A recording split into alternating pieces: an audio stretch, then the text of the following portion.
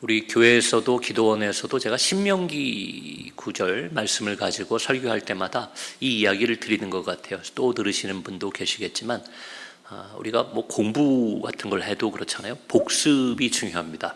그래서 신명기, 특별히 그 모세오경이라고 부르는 창세기부터 쭉 이어지는 성경들을 한 출애굽기 전반부까지는 우리가 참 내용도 재밌고 이야기처럼 잘 아는데, 그 이후에 이 신명기까지 이르기, 레위기, 민수기, 신명기를 좀 어려워하고 좀 재미없어 하는 성경이잖아요.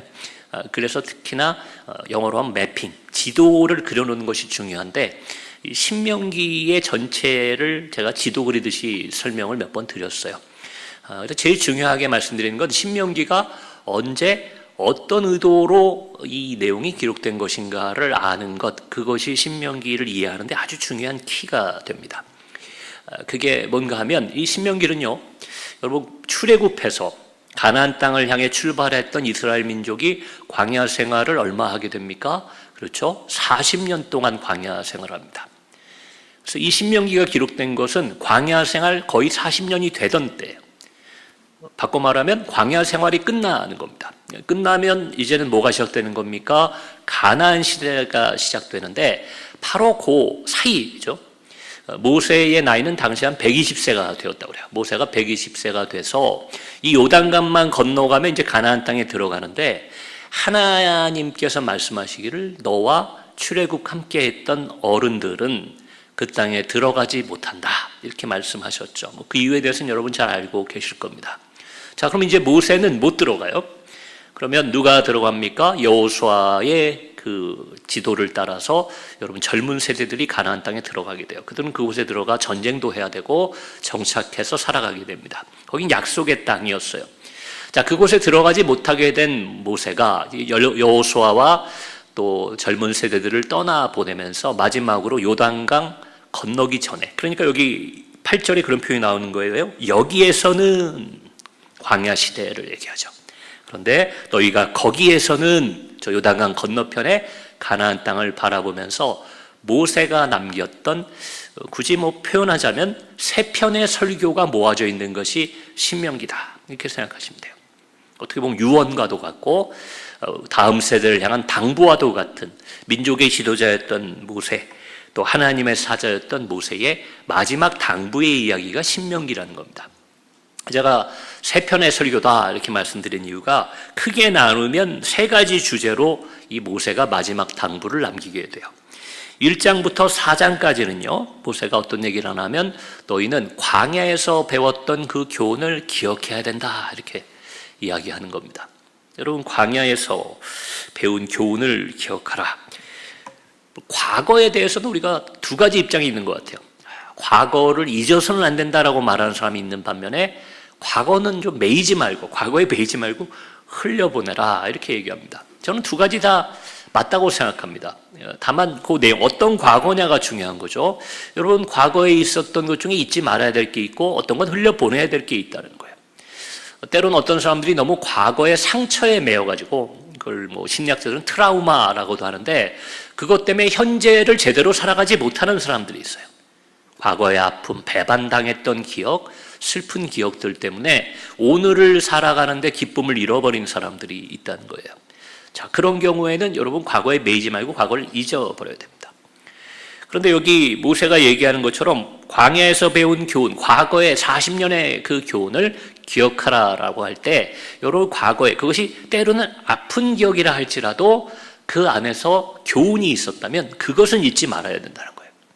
그래서 어떤 학자들, 어떤 사람들이 하는 말, 과거를 잊은 민족에게 뭐 미래는 없다, 뭐 이런, 역사를 잊어서는 미래가 없다, 뭐 이런 멋진 표현이 있더라고요. 이때도 역사가 막 아픈 것 때문에 막 후회하라는 것도 아니고, 또 혹은 과거에 한때 찬란했던 영광이 기대가지고 교만한 마음이나 현실 파악 못하고 살아가는 것도 문제가 되겠죠. 예전에 그런 얘기 많이 들었어요. 왕년에는 내가, 뭐 이런 얘기들 하는 어른들을 보면, 그런 분들의 특징이 뭔가 하면 지금 현재가 별 볼 일 없기 때문에 자꾸 과거의 영광을 얘기하는, 이것도 안 좋은 겁니다. 이것도 과거에 매이는 거겠죠. 근데 모세는 그런 얘기를 하는 것이 아닙니다. 광야에서 때로는 그들이 실패했어요. 광야에서 하나님의 은혜를 입었어요. 자, 그 하나님께서 주셨던 교훈들, 그것을 너희가 꼭 기억해야 된다, 이렇게 당부했다는 거예요. 1장에서 4장까지는.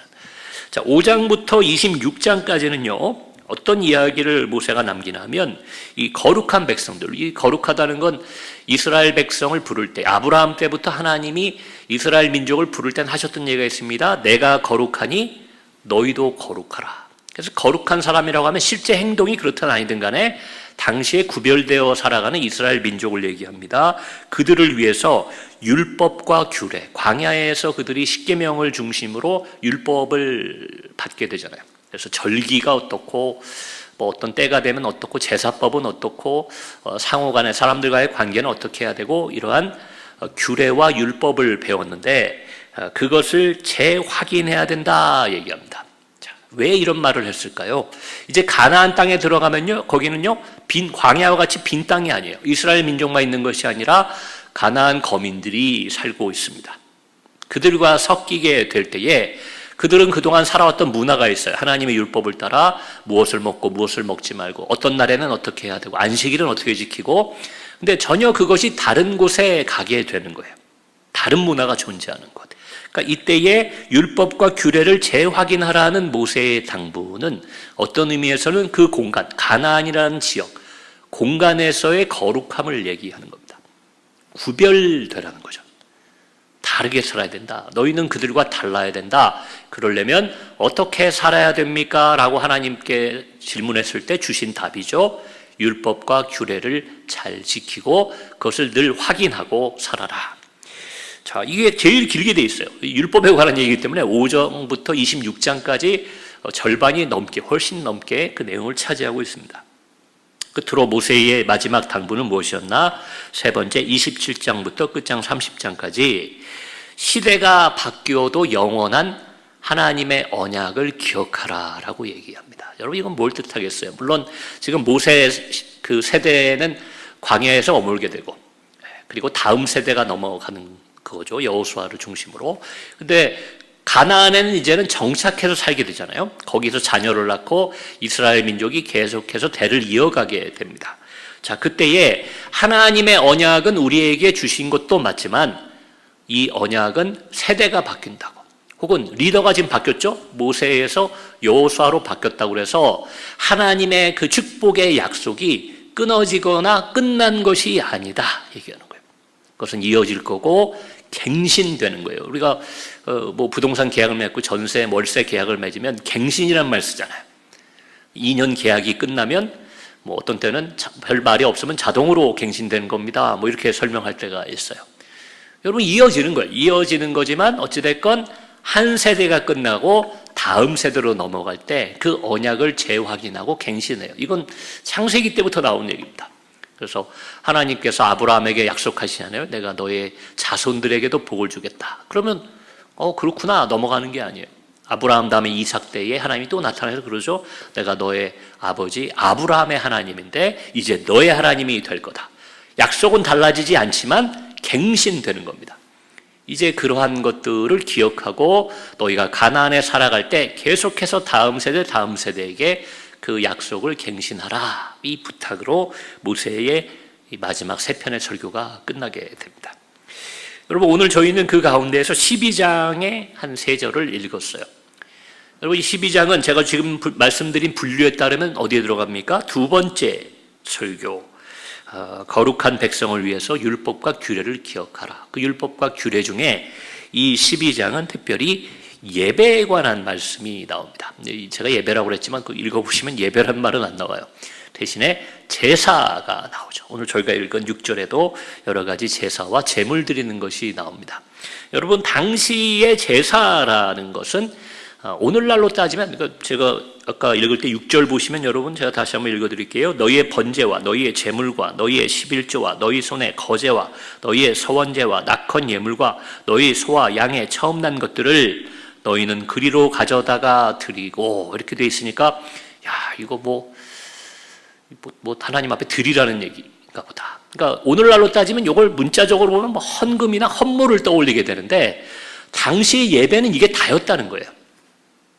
하나님 앞에 나와서 이 안에 있는 여러 제사법들 가운데 어떤 제물에는 내 죄를 대속하는 의미가 담겨 있고, 어떤 것은 하나님 앞에 영광을 돌리는 게 있고, 어떤 것은 감사하는 것이 있고, 어떤 경우에는 화목 제물이라고 해서 서로 간에 화해하거나 서로 간에 사랑을 나누는 의미에서 드리는 게 있어요. 여러분, 이게 다 제물을 드리는 것으로 하나처럼 되어 있지만 오늘날의 예배로 따지면 예배에, 교회 안에 우리가 모일 때 있는 모든 요소가 여기에 담겨 있는 겁니다. 그렇잖아요. 우리가 하나님 앞에 물론 11조도 드리지만 감사의 예물이나 감사의 기도도 드리죠. 그리고 우리가 이 안에서 서로 떡을 떼면서 교제하는 것, 그것이 우리의 모습을 통해 화목 제물이 되는 겁니다. 그 모든 것이 하나님 앞에 드려진다는 점에서 이 6절의 의미나 12장의 내용은 예배와 관련된다 할 수 있습니다. 그래서 12장 1절에 보면요, 이렇게 돼 있어요. 제가 한번 읽어드릴게요. 내 조상의 하나님 여호와께서 내게 주셔서 차지하게 하신 땅에서 너희가 평생에 지켜 행할 규례와 법도는 이러하니라. 자, 그곳에서 하나님의 규례와 법도를 지켜야 돼요. 그 가운데도 중요한 예배에 관한 얘기, 제사에 관한 얘기가 나옵니다. 2절에서 3절에는 어떤 내용이 나오냐면요, 가나안에 있는 신들에 대한 경고를 하나님이 하시는데 이런 표현들 나와요. 거기 높은 산에도 있고 작은 산에도 있고, 그리고 푸른 나무 아래 곳곳에 우상들을 세워놓고 그들이 자신들의 신을 섬기고 있는 것입니다. 그것을 파멸하라라고 명령하십니다. 그래서 거기 구체적인 표현, 제단을 헐며 주상을 깨뜨리며 아세라상을 불사르고 신상들을 찍으라. 그래서 다 파멸을 시키라는 거예요. 기존에 있던 그 땅에 있는 우상들을 버리고, 그리고 나서 이어지는 내용이 오늘 저희가 읽은 본문 6절에서 8절 내용이 됩니다. 자, 똑같진 않아도 앞서 말씀드린 것처럼 당시의 제사는 예배를 의미합니다. 오늘날의 예배와 비슷하다 할 것 같아요. 그리고 당시에 이 모세가 바라보며 마지막으로 당부했던, 그리고 그들이 옮겨가야 될 가나안이라는 곳은 하나님의 명령과 규례를 지키고 그 안에서 하나님께 올바른 예배를 드려야 하는 하나의 예배의 처소가 되는 곳이었습니다. 그래서 다시 말씀드립니다. 똑같진 않아요. 그러나 오늘 우리가 창립기념주의를 보내면서 교회의 의미를 생각해 볼 때 이 신명기 12장 예배의 처소로서의 새로운 장소, 그것이 오늘날 교회가 어떠해야 되는지에 대한 많은 힌트와 영감을 준다고 생각해서 이 본문을 선택해 보았습니다. 자, 여러분, 신명기 22장과 관련해서 교회는 어떤 곳이 되어야 되나, 제가 크게 한 세 가지로 이 안의 말씀을 통해서 교훈을 얻어보았습니다. 첫 번째로는 여러분, 우리가 교회는 지금 우선 예배가 있는 곳이잖아요. 근데 하나님께서 그들에게 명령하시기를, 모세를 통해 말씀하시기를 뭐라고 했어요? 우상을 제거해야 된다, 이렇게 얘기했다. 다른 신, 우상을 제거해야 되는데 그것을 제거할 뿐만 아니라 29절 이하에 보면요, 하나님께서 예배는 이렇게 드려야 된다라는 얘기를 하신 후에 너희가 다른 신을 섬기지 말라.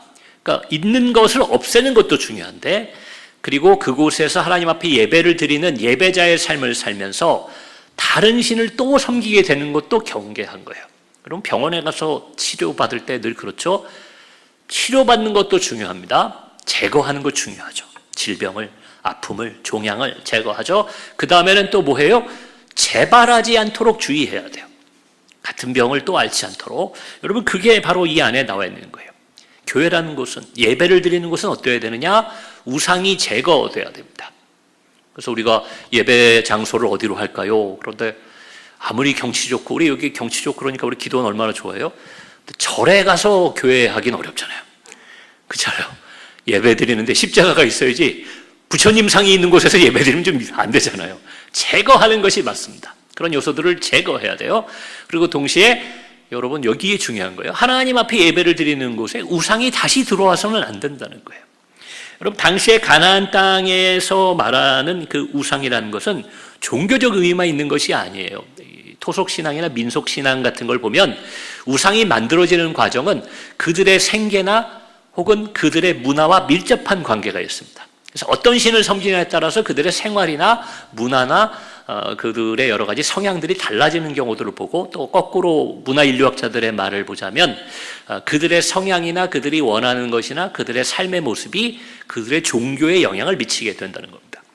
그래서 우상을 제거하라라는 것은 단순히 종교적으로 그 신을 제거하라는 것뿐만 아니라 더 나아가 가나안 사람들의 문화 혹은 그들이 중요시 여기는 그들의 가치관을 경계하라는 의미가 담겨 있다는 거예요. 처음에는 우상들을 다 제거하고 하나님 뜻대로 그들이 그걸 살려고 하지만 실제로 사사기로 넘어가면 어떻게 됩니까? 그들이 가나안 땅의 거민들의 문화에 휩쓸리고 그들의 신을 섬기게 되고 서서히 물들어가는 것을 보게 된다는 겁니다.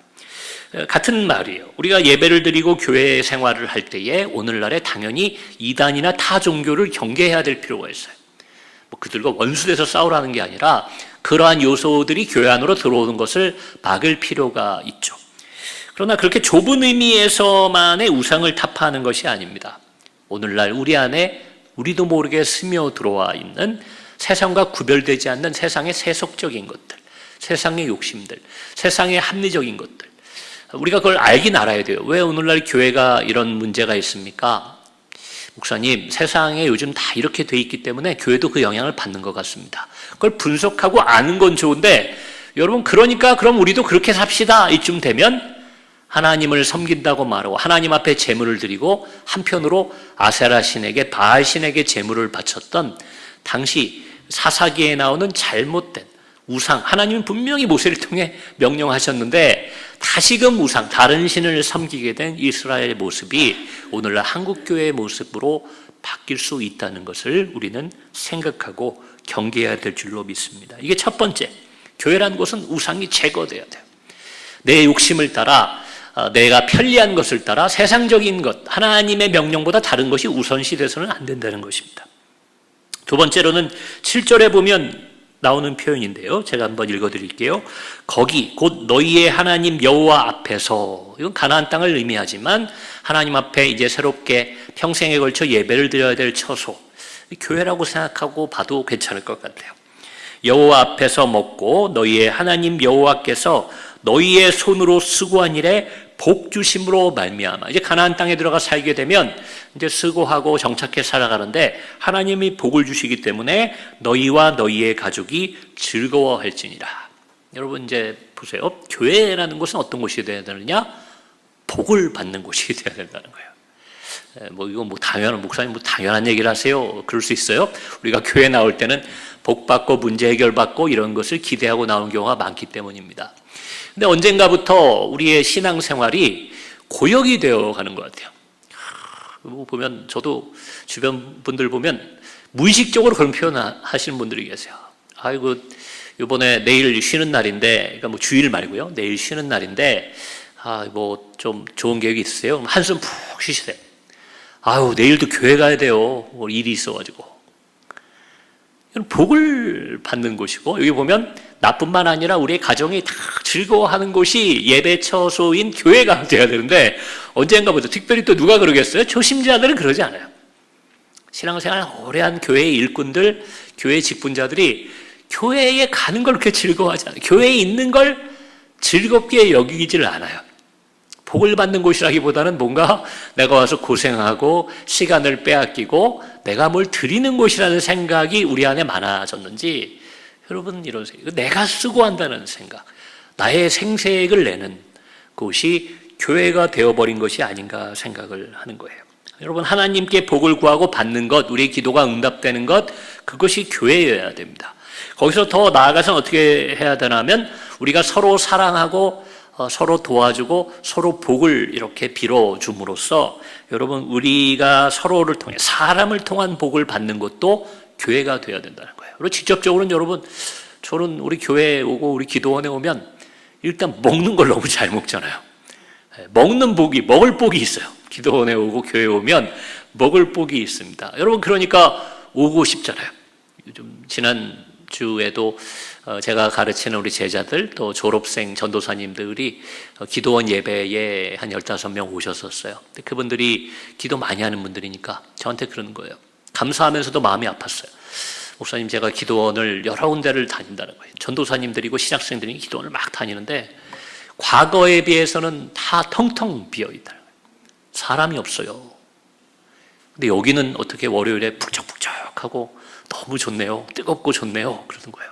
왜냐하면 이곳에 오면 그분들이 얘기해요. 목사님, 말씀도 듣고 기도도 하지만 즐거워요.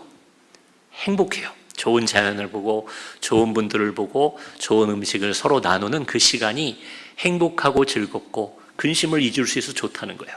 그래서 어떤 때는 예배가 없어도 올라와서 여기서 기도하고 가시는 분들이 계시죠. 교회는 여러분 그런 곳이 돼야 돼요.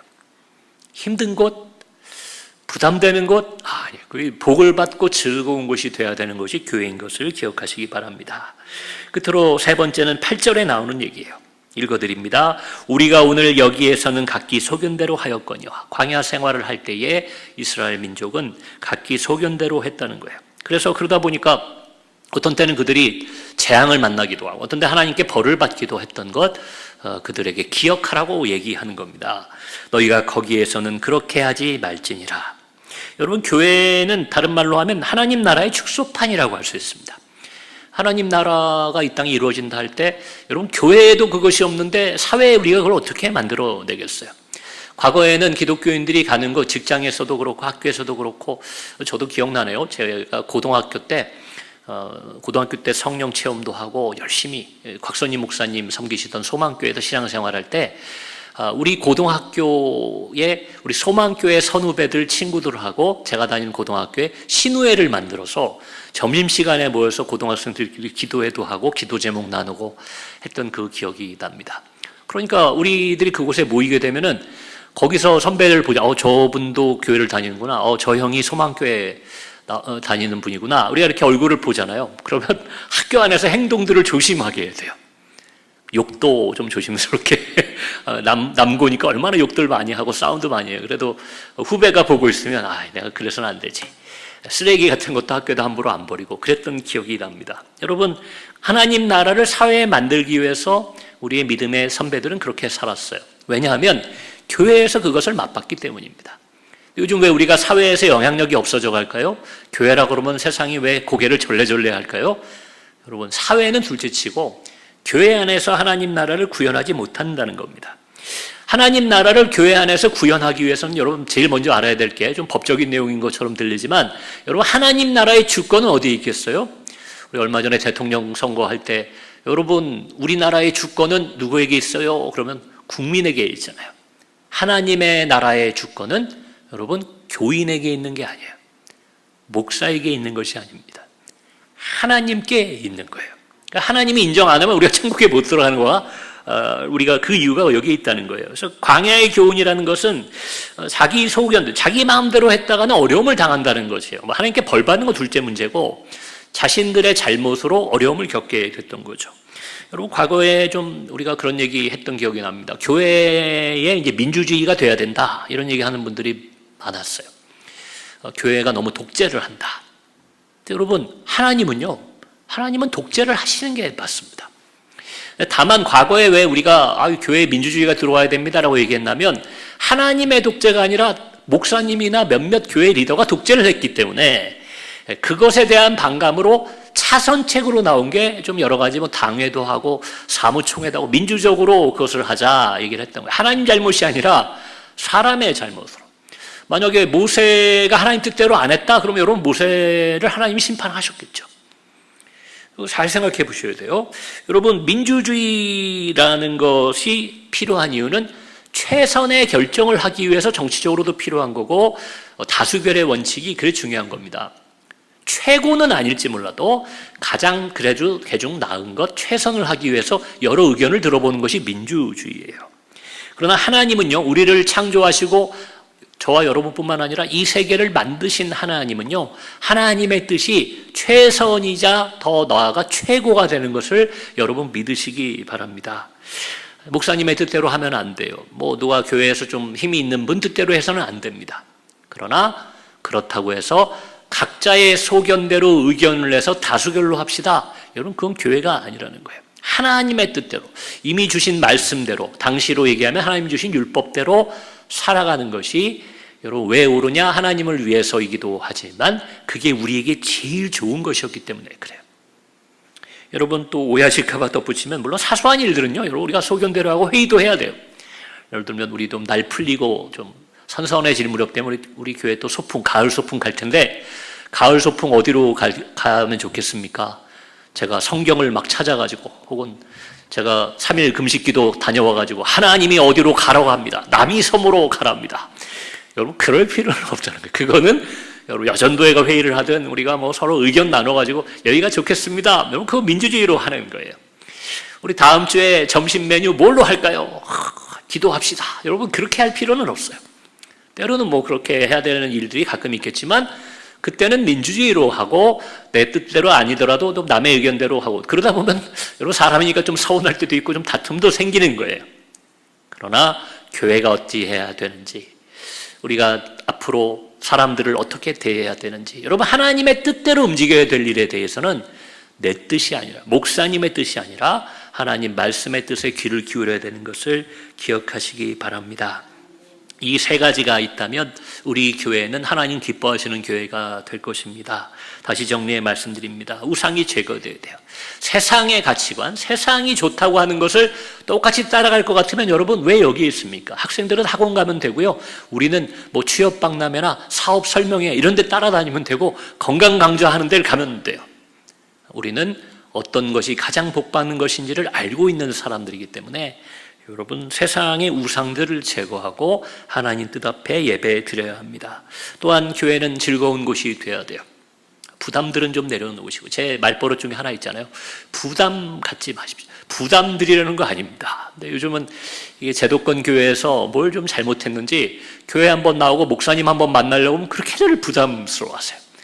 즐거운 곳, 우리가 복을 받는 곳, 우리의 가족이 다 함께 행복한 곳, 여러분 그런 교회가 되기를 바랍니다. 끝으로 여러분 교회 일들을 처리하거나 교회 안에서 신앙생활할 때 내 소견대로 내 뜻대로 하는 것이 아니라는 것을 생각하고 하나님의 뜻, 성령의 뜻을 따라 하나 되는 교회, 올바른 길을 향해 즐겁게 걸어가는 교회, 여러분 그런 교회가 된다면 우리 교회 인원이 몇 명이든 우리 교회 역사가 얼마든 여러분 그것이 중요한 게 아니라 가장 좋은 교회 될 것을 믿습니다. 하나님 나라는 죽어서만 가는 곳이 아닌 건 여러분 알고 계십니다. 현재 삶 속에서 우리가 살아가는 삶 속에서 하나님 나라를 경험하고 맛보며 또 나누고 증거하며 살아야 될 줄로 믿습니다. 자, 그런데 그걸 제일 먼저 어디서 찾으시겠어요? 어떤 때는 믿지 않는 가족들과 지내려면요 가정도 좀 힘들어요. 그렇죠? 직장에 나가면 믿지 않는 사람들의 원칙을 따라 일해야 되니까 힘듭니다. 사회를 바라봐도 정치를 봐도 뭘 봐도 여러분 하나님 나라 같지는 않죠. 가장 먼저 교회가 하나님 나라가 되어야 될 줄로 믿습니다. 적어도 교회에서는 하나님 나라의 맛이 배어 나와야 돼요. 우리 커피를 먹든 초콜릿을 먹든 우리 성분 따지자면 몇 퍼센트 들어갔냐, 몇 퍼센트냐 뭐 이런 걸 따지죠. 여러분 하나님 나라가 우리 교회에 몇 퍼센트가 있어야 될까 여러분 생각하시면서 그 맛을 내는 하나님 나라의 맛을 내는 교회를 만들기 위해 지금까지도 수고하시고 기도하셨지만 앞으로의 또 우리 교회의 10년 또 주님 오실 때까지 우리 하남종합교회가 이어져 나간다면 하나님 나라의 맛을 깊게 내는 종갓집 같은 교회가 되는 우리 하남종합교회 되었으면 좋겠습니다. 여러분 한 분 한 분이 우리 교회이고 하나님 앞에 올바로 서실 때 그러한 일이 계속 있을 줄로 믿습니다. 우리 함께 기도할 때 오늘은 우리 창립기념주일을 맞아서 지난 10년 동안 우리 교회 함께 하신 또 우리 교회를 통해 우리 가정에 복을 주신 하나님께 감사하는 기도했으면 좋겠습니다. 우리 주의 이름 한번 부르고 합심하여 감사의 기도 올려드리겠습니다.